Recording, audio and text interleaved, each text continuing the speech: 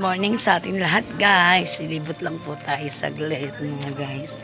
At mamaya may tip po ako sa inyo about po sa mga nag-unfollow sa atin mga madam. Ito po.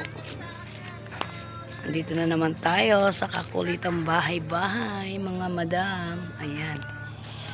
Mamaya may tip po ako sa inyo yung mga nag-unfollow sa atin para makita natin. I-share ko po sa inyo yung nalalaman ko doon mga madam. About din po sa mga gusto nyo dumami ang followers, i-share ko din po yun sa inyo mga madam. Maya maya lang po. Yan. Ang ganda, di ba mga guys? Ang ganda.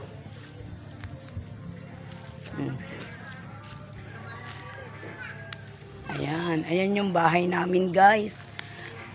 At nandito nga po ako sa labas ng aming bahay. Mamaya po after po nito, share ko na po sa inyo yung